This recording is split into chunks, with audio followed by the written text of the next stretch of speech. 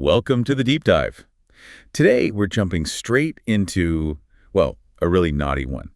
It's one of those questions that sounds simple, but spirals out into everything. It really does. How is it even possible to think or say something that isn't, something false? Yeah, the paradox of falsehood and non-being sounds abstract, maybe, but think about it. If you tell a lie, or even just imagine something hypothetical like your cat suddenly reciting Shakespeare. Okay, unlikely, but I can picture it. Right, but where is that Shakespeare reciting cat? If you say what is not, the reciting cat is just nothing, absolute nothing. Then thinking about it means thinking about nothing. And, well, a thought of nothing isn't really a thought, is it? It's just blankness. Exactly, you're stuck. But okay, what's the alternative? You insist, no, when I imagine the reciting cat, I am thinking of something. That false situation, it's an object in my mind. Uh-oh. I see where this is going. If you say the false thing is something. Then you're saying what is not is. You're giving existence to non-existence, and boom, the whole idea of truth versus falsehood just collapses, right? It's totally self-refuting. So it's this brutal dilemma. Yeah. Either silence or contradiction. And the thinkers we're looking at today, they wrestle with this, sometimes by, well, taking down their mentors. It's a fascinating story, actually. We can kind of frame it as a double patricide, philosophically speaking. Okay, intriguing. Who are the players? First, you've got Plato, really wrestling with his philosophical father, Parmenides. Plato needs falsehood to be possible for philosophy to even work. Right. Then, fast forward about 2,000 years, and you see a similar move. The early Wittgenstein taking on his own mentor, Bertrand Russell, refining the solution to this same deep paradox. Wow. So this problem just keeps coming back. What connects these four across all that time? Parmenides, Plato, Russell, Wittgenstein. The core assumption they all share, at least initially, is something called the relational theory of intentionality. Okay, intentionality meaning how our minds are about things. Exactly. And the relational theory says, basically, whenever you think or speak, your mind has to be in a direct relationship to something that actually exists. Thought needs a real target, something out there. So you can't just think into the void. There has to be something you're related to. That's the idea. And from that starting point, you get two main strategies for dealing with our paradox. Two variants of this relational theory. Yeah. First, the radical variant. Think Parmenides. Super strict. He says, nope, you cannot think the non-existent, period. If thought must relate to what is, then falsehood is just impossible. Thinking is thinking truth. Wow, okay, that's extreme. What's the other path? The moderate variant. This is where Plato, Russell, and early Wittgenstein end up. They agree thought needs existing things to relate to, but they try to get clever. They analyze the thought of the non-existent in terms of its existing parts or structures. So they try to explain falsehood without actually saying a non-existent thing exists on its own. Precisely. Their goal is to make falsehood understandable, make it fit into this relational picture without falling into contradiction. Okay, let's unpack this. This sounds like quite the intellectual journey. We're going to follow this chain, see why Parmenides' radical view didn't quite work for reality, how Plato and Russell got kind of stuck, and how Wittgenstein might have finally cracked it. Let's dive in. So, Parmenides. Around 500 BCE, his famous poem On Nature. It's presented as a revelation from a goddess, right? Yes, and the goddess lays out two paths for inquiry. Only two. What are they? Path one. It is and it is not to be. This is the path of conviction, the path to true reality. Notice that double negative, it is not to be. It screams necessity. It must be, okay. And the second path? Path two. It is not and it must not be. This path, the goddess warns, is wholly without report. You can't even speak about it meaningfully. Why not? Why is the it is not path forbidden? Well, the logic is pretty devastating, given his starting point. You can't grasp what is not. You can't point to it. Think about trying to genuinely conceive of everything is not. Okay. If everything is not? Then the thought itself, everything is not, must also not be. It cancels itself out instantly. The thinker vanishes, the thought vanishes. There's just nothing left. A complete logical dead end. Utterly. Yeah. So Parmenides concludes, not to be said and not to be thought, is it that it is not. The very act of trying to think or speak non-being makes thought impossible. So by elimination, you're forced onto the only remaining path, the path of being. It is. And this leads straight to that huge claim we mentioned. Thinkability is the criterion for being. Yeah. Fragment 3, right? The same thing is there for thinking and for being. That's the heart of it. It means the realm of what you can coherently think and the realm of what actually exists are essentially the same space. If you can think it, it is. If it is, you can think it. Now, you mentioned earlier that the ancient Greeks had a sort of fused idea of being. That's important here, isn't it? Yeah. Hugely important. We tend to separate existence like Socrates exists from predications Socrates is wise. For Parmenides and Greek thought generally then, these weren't so sharply divided. So a state of affairs like the moon is eclipsed wasn't just a description. It counted as a thing that exists, an object you could think about. Exactly. Just like Socrates himself is an object of thought, the fact of Socrates being wise, or the event of a lunar eclipse, these also counted as thinkable objects, as beings. Okay, let's trace that. If any state of affairs I can think of counts as an object and anything thinkable is, Then that state of affairs must exist. But remember the goddess's first path. It is and it is not to be. It must be. so not only does it exists necessarily. Precisely. Every single thing, every single state of affairs that you can possibly think of must exist with absolute necessity. This is what gets called hypernecessitism. Everything necessarily is. Whoa, Yeah. not just objects like rocks and trees, but every possible arrangement, every fact. Everything. Because if even one tiny thing could potentially not be, if it were contingent, that would involve the concept of non-being. Which is unthinkable, forbidden. Right. So to keep thought coherent, Parmenides has to say nothing, absolutely nothing, is contingent. Everything that is must be eternally and unchangeably. Okay, my head is starting to spin. What does that actually do to our picture of reality? Change, difference, plurality. It annihilates them. Utterly. Think about it. How do you express difference? This apple is red, not green. You just used is not. Forbidden. How about change? I was sitting, now I am standing. Implies you are not sitting now. Forbidden. Any distinction in time, in place, in quality relies on negation, on saying something is not something else or is not somewhere else. And since is not is unthinkable. All distinctions collapse. Everything merges into what Parmenides describes in Fragment 8.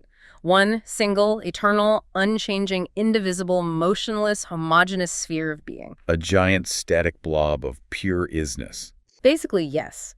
The world we perceive, with its colors, movements, separate objects, that's all just illusion, the unreliable opinions of mortals. So the radical solution to the paradox of falsehood is to declare falsehood impossible, along with change, difference, and pretty much everything we experience. That's the stark conclusion. If you think the one necessary truth. It's logically consistent, maybe even inescapable from his premises, but not very helpful for living in or explaining the world. Right, you can admire the logical power, but it leads to a dead end practically, which is where Plato comes in. He deeply respected Parmenides, called him father, but he couldn't stay there. He really couldn't. Philosophy, as Plato conceived it, as dialogue, as inquiry, as the search for truth, absolutely depend on the possibility of being wrong. You need to be able to distinguish true statements from false ones. If all you can ever think or say is, "it is," then discussion stops. You either stay silent, because saying anything specific involves forbidden is nots, or you just repeat the mantra. Neither option works if you want to run an academy or, figure things out about justice or beauty or the world. Plato needed to allow for plurality, change, and crucially, false belief. So the patricide. He has to challenge Parmenides. But how?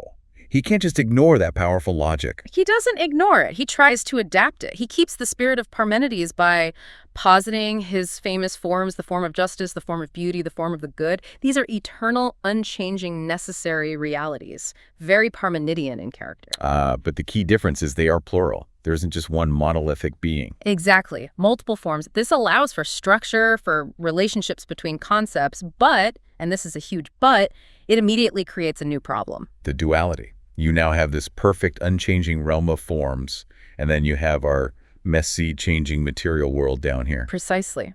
How do these two realms connect? How does this particular imperfect chair I'm sitting on relate to the perfect, eternal form of chairness? This is the massive, notorious problem of participation. How do particulars partake in the forms?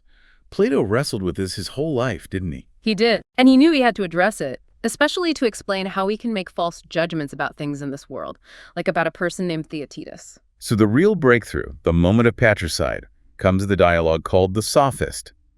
The main speaker isn't Socrates, unusually, but the Eleatic stranger. Right, a visitor from Parmenides' hometown, intriguingly. And the stranger says, look, we have to be bold. We have to challenge Father Parmenides. We must dare to say that which is not somehow is, and then again, that which is somehow is not. Whoa. Directly contradicting the master. How does he justify that? By redefining what is not. He argues it doesn't have to mean absolute nothingness, absolute non-existence. Instead, it can mean difference or otherness. So not non-being, but relative non-being. Exactly. He introduces the form of the other, or difference. This form it exists, it participates in the form of being, otherwise it couldn't be a form at all. Okay, the form of the other exists. But its very nature is to be different from other forms. So the form of the other is, but it is not the form of being. It is not the form of sameness. It is not the form of motion. It is defined by what it is not. Uh-huh. So is not sneaks back in, but not as absolute nothingness, just as is different from. Precisely. Non-being is rehabilitated as otherness. And this gives Plato the tool he needs to explain falsehood. How does that work? What is a false statement now? A false statement is one that says something other than what is the case. It combines things in a way that is different from the way they are combined in reality. It's not thinking nothing, it's thinking the wrong combination, a combination that is other. Okay, let's use that classic example. Theaetetus sits, let's say that's true, versus Theaetetus flies, definitely false. Right. The parts exist. Theaetetus, the particular person, the form of sitting, the form of flying, they all have being. The true statement, Theaetetus sits, corresponds to a real combination, a fact in the world. Theaetetus plus sitting. Yes. The false statement, Theaetetus flies, corresponds to, well, nothing in reality. That combination doesn't exist, but we can still think it. How? Because we need that thought object, that non-existent combination, to have some kind of status, right? So our thought has something to relate to, according to the relational theory. This is where we have to conjecture a bit, based on the framework. The idea is, because the combination Theaetetus flies is other than the actual true combination Theaetetus sits, this false combination must somehow participate in the form of the other. And since the form of the other is, it partakes in being. Then the non-existent state of affairs, Theaetetus flies, gets a kind of indirect derivative being, a merely possible being perhaps. It exists as a difference, as an otherness from the truth, grounded in the form of the other, which itself is. Okay, that's intricate. It seems to solve the paradox by giving false thoughts an object, this other combination, without saying that non-facts literally exist in the world. It uses the existing forms, Theaetetus, flying, being, other. It's a very clever, moderate variant solution. It saves falsehood, saves discourse, avoids Parmenides' monolithic universe. Big achievement. There's always a but in philosophy, isn't there? Always. The giant shadow looming over it all is still the problem of participation. Plato has built this elegant logic connecting the forms being, other, sameness, motion, rest weaving together. But how does Theaetetus, the flesh and blood guy, actually connect to this transcendent web of forms, especially when he's part of a false judgment? Yeah, how does this specific contingent fact or non-fact about Theaetetus link up to that eternal necessary logic? Plato never really nails that down. The metaphysics supporting the connection between the sensible world and the forms remains incomplete. The bridge isn't fully built. So while the logic within the realm of forms might work, explaining falsehood about the world is still left hanging. Okay, so Plato makes huge strides but gets snagged on participation. Now, jump forward 2 millennia. Early 20th century, Bertrand Russell, logic is king. Does he face the same problem? He absolutely does. And fascinatingly, Russell actually starts around 1903 in a very Parmenidean place himself, a radical phase. Really? What did that look like for him? He argued, basically, that anything you could mention, anything that could possibly feature in a proposition, whether that proposition was true or false, must have being. Unicorns, the present king of France, square circles, they all had some kind of reality for him then. So propositions themselves, statements like the cat is on the mat or the cat is on the moon, were seen as real existing things, regardless of truth. Yes, he viewed them as complex, mind-independent entities, almost like facts. True propositions corresponded to facts, but false propositions were also out there, existing objectively. Objective falsehoods. A Platonic heaven filled not just with truths, but with structured falsehoods, too. That sounds metaphysically extravagant. It did to Russell, too, pretty quickly. He said it violated his feeling for reality. It just seemed wrong to have these non-facts cluttering up reality. So he needed a new theory of judgment. What was his first attempt at a moderate solution? His first real attempt was the dual relation theory of judgment. He ditched the idea that propositions were the single objects of judgment. Okay, so what do we relate to when we judge something? Well, actually, under the dual relation theory, he kept the proposition as the single object. My mistake there. Judgment was still a two-place relation. The judging mind and the single proposition, true or false. Ah, Okay, so he hadn't quite escaped the objective proposition idea yet. Why did that theory fail? You mentioned the weirdness of objective falsehoods. Right, that was problem one, the metaphysical bloat. Problem two was the inexplicable difference. If Theaetetus sits is an existing proposition, and Theaetetus flies is also an existing proposition, and judging is just relating your mind to one of them. Then what makes one judgment true and the other false? The relationship itself, me relating to proposition A or me related to proposition B, looks the same. How does truth or falsity come into it? Exactly. The theory couldn't explain the difference between getting it right and getting it wrong, and problem three was a kind of deep confusion. If you treat the proposition, say Mont Blanc is high, as one single complex object that you relate to when you judge, Russell realized you end up blurring subject and predicate. It's like you're asserting the whole block Mont Blanc plus being high, rather than asserting of Mont Blanc that it is high. It almost felt like you were asserting Mont Blanc itself. It just didn't parse correctly. Okay, so that dual relation theory was a non-starter. This forces him to make a bigger shift, right? A much bigger shift. This leads him to his famous multiple relation theory of judgment. Now he really ditches the single proposition as the object. This is his definitive move into the moderate camp, trying to explain falsehood without objective falsehoods. So what's the multiple part? What are we related to now when we judge? Instead of relating to one proposition, the mind relates simultaneously to all the constituents of the potential fact treated as separate existing entities. Okay, give me an example. If I judge Charles alive died in his bed, which is false. Okay, according to the multiple relation theory, your mind is in a single complex relation involving you, the judger, Charles Lerse the particular, the universal concept dying, and the particular his bed. All these constituents exist or have being in some sense. Right. Charles existed, dying is a concept, beds exist. So my mind relates to only existing things. Where does the truth or falsehood come in then? The judgment is true if those constituents, Charles I dying, bed, actually combine in reality to form a corresponding unified complex, a fact. The fact of Charles I dying in his bed. Right. The judgment is false if that specific complex, that specific fact, is lacking in reality, as it is in this case. Okay, this looks promising. We judge falsely by relating our mind only to existing components, Charles I, dying, bed. And the falsity comes from the world's failure to contain the matching fact. No need for objective falsehoods floating around. It seems like a neat solution to the paradox within the relational framework, but here comes that familiar echo. Uh-oh. Don't tell me it's participation again. It's the analytic philosopher's version of it. Call it the motive combination problem. Look, if the fact Charles I died in his bed doesn't exist in reality, how does my mind know how to combine Charles I dying and bed in that specific way in my judgment? If they're just separate existing things I'm related to Charles dying, bed, why does my thought structure them as subject-verb location, Charles died in bed, rather than, say, dying Charles bed or just listing them? Where does the structure of the judgment come from? Exactly. The structure, the form of the judgment, can't just be another constituent floating around, because if the fact doesn't exist, the structured relation doesn't exist in the world to be perceived. So Russell needed something else to provide that structure for the mind. He did. He had to introduce forms, things like the structure X is alpha, something has a property, or X relates to Y, X are Y. These forms are not constituents like Charles I or dying. They are the logical scaffolding required to understand the proposition, to put the pieces together correctly in thought. Okay, so we need these forms. But Russell was a hardcore empiricist and realist. Where do these forms exist?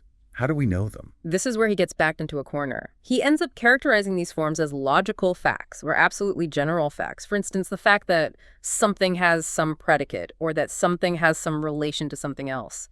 These super general facts, he claimed, exist independently. Independently of any particular facts, like the general fact something relates to something exists even if no specific A or B exists. That was the idea. And he said, we know these logical forms fact through a special kind of direct awareness he called logical acquaintance.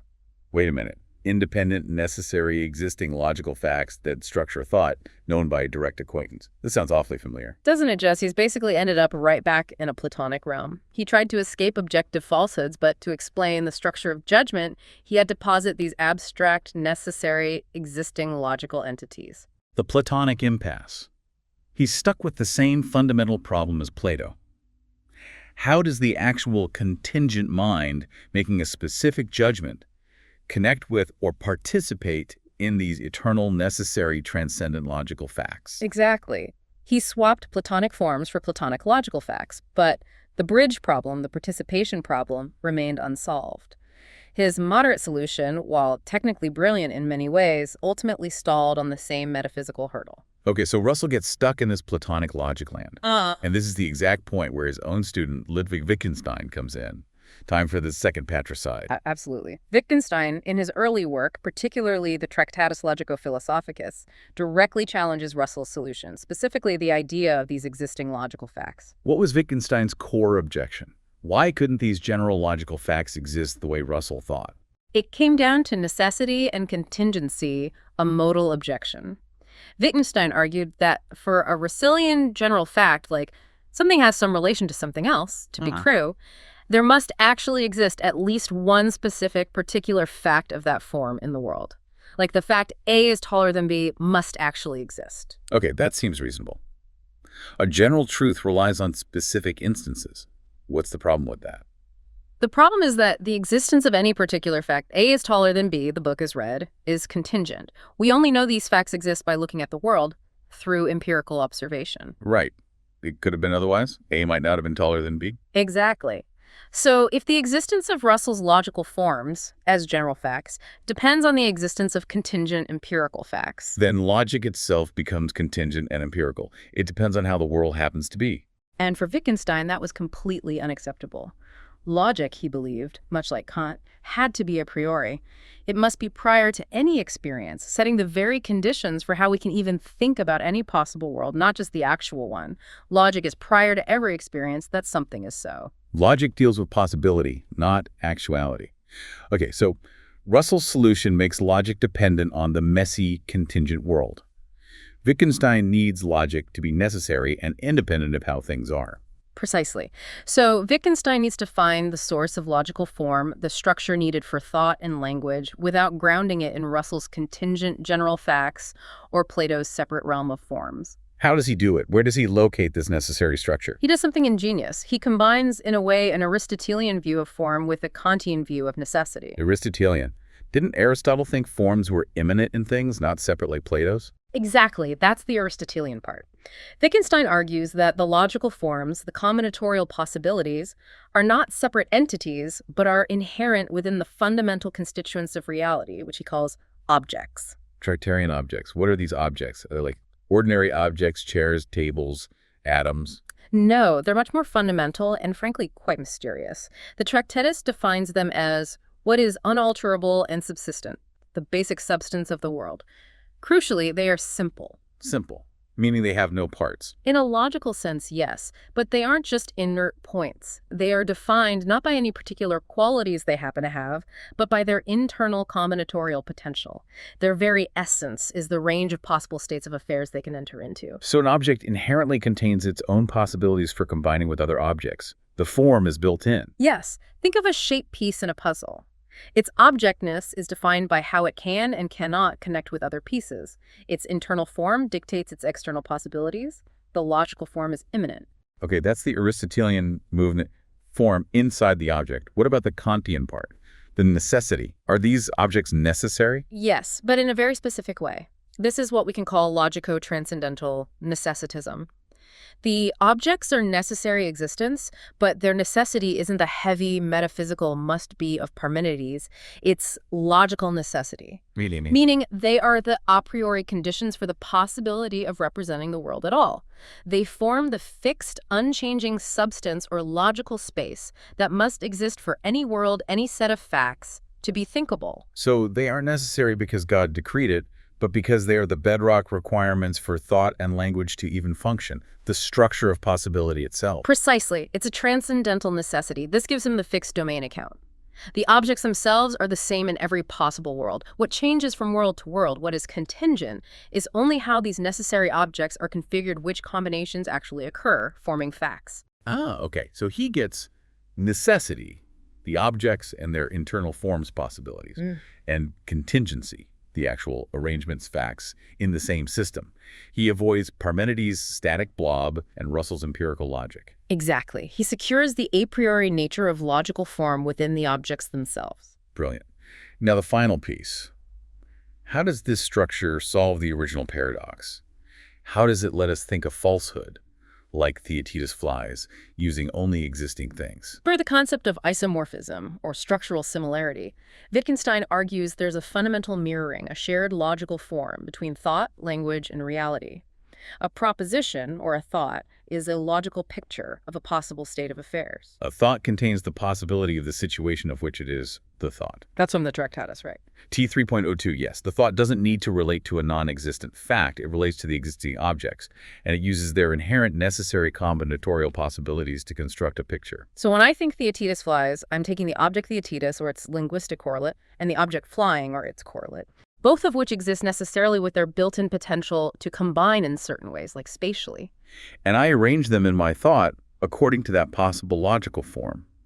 The thought itself has the required structure because the objects it uses contain that structure as a possibility. Exactly. He later clarified this in the Blue Book, saying that to imagine or picture what is not, we use existing elements combined in non-existent combinations. The elements' objects are real and necessary. Their potential forms are real and necessary because internal to the objects. The thought is thinkable because the possibility of that combination is guaranteed by the necessary objects and their immanent forms. The thought is false simply because that possible combination doesn't happen to be actualized in the real configuration of objects that makes up our world. That's the solution.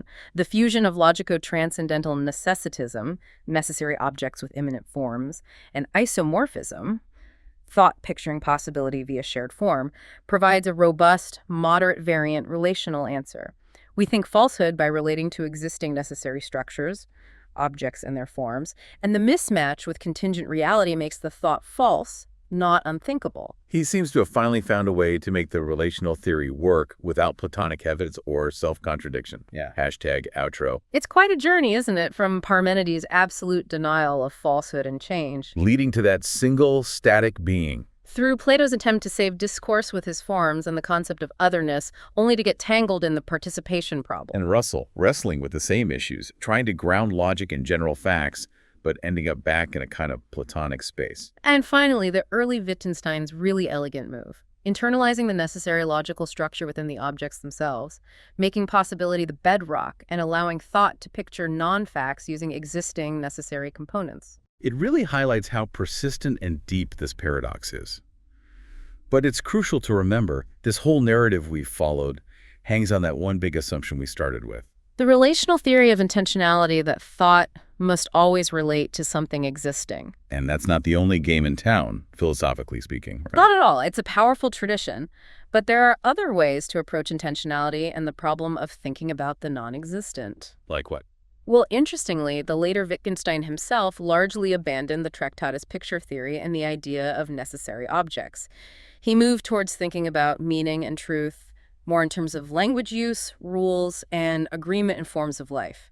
Truth wasn't so much about mirroring facts anymore. So less about relation to reality, more about social and linguistic convention. In a simplified sense, yes. And even before Wittgenstein, you had major figures like Kant and later Husserl who developed non-relational theories of intentionality. Non-relational.